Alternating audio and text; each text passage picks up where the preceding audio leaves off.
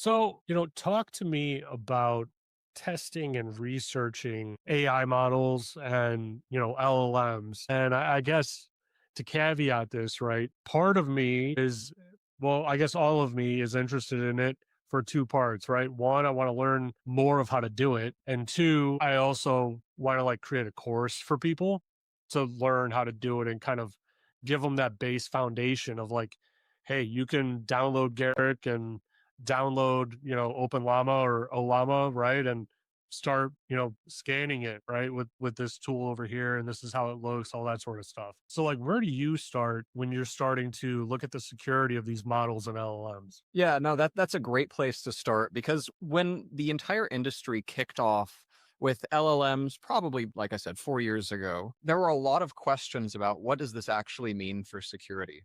And for the longest time, right, like people figured out prompt injection more or less immediately, and it was a novelty. And then companies started pretending like prompt injection was like the only thing that they had to fear. And for a lot of them, right, they didn't know that there were other risks when it came to AI.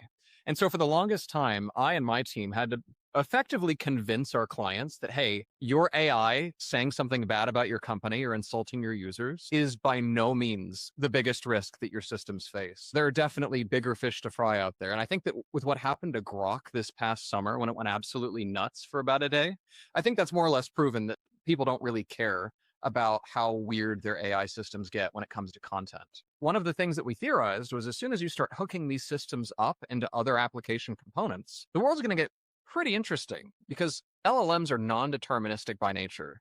They behave differently depending on the circumstances you place them in. And so what happens when you place them in a system where not all of the data is trusted? And that's more or less where we started when we began doing research into the field of AI security. And what we found very quickly was not only is it an issue when systems are able to access data that the user interacting with a language model shouldn't have access to, say, for instance, like retrieval augmented generation, where you hook it up to like knowledge graphs or your databases, and you don't have the same access controls that you apply to the AI that you apply to the users. But also, let's say you hook it up into an application, it only has access to the user's data. It seems like everything should be great, except traditional application components, when they're running within the context of a particular user, they're safe. They act the same way every time. LLMs, though, are agents of the inputs that they receive.